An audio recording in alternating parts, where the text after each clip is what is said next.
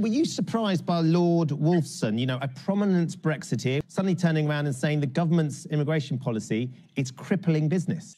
We disagree. There were prominent Brexiteers like Lord Hannan that didn't agree on immigration control so much, but most Brexiteers did, and many around the country voted to get back control of our borders and control the numbers. And that has happened, and wages are rising, and we've got the lowest unemployment since the 1970s. So that should be celebrated, actually. David was bragging about the state of the economy, despite mentioning that the UK economy just shrank by 0.2%. So our economy is in dire straits, and people across this country are suffering. And one of the things that's causing that problem is precisely this problem. So, for example, because of the lack of EU butchers, UK farmers have had to burn 40,000 pigs. We saw about a year ago, McDonald's couldn't sell milkshake. KFC and Nando's couldn't sell chicken. We had a fuel shortage, which even Grant Shapps, the transport secretary, said it was partly due to Brexit. This is damaging people during one of our worst and most difficult times of our lives. And as for what you said before about how you all voted for this,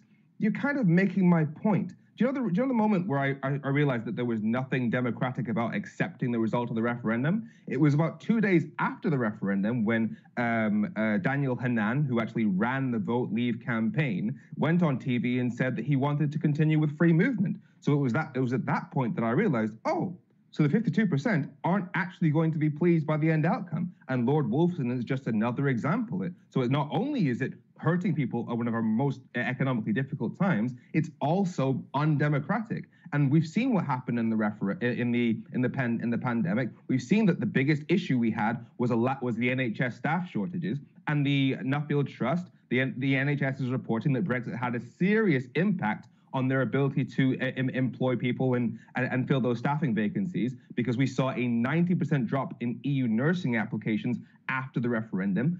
And that's not surprising. This is such a big deal because EU citizens made up 5% of the UK population, but 10% of our doctors. So mathematically, EU immigration was literally keeping this country alive. This is bad for us. I would say to Femi, by the way, that, you know, the IMF, the International Monetary Fund, actually reported that Britain was the largest, fastest growing economy in the world, the biggest G7. We just shrank. This year. So don't try, you know, making out facts as you go along. I know it's the economy is. We just shrank into a recession. We are going to recession. You just said that the economy shrank 0.2%.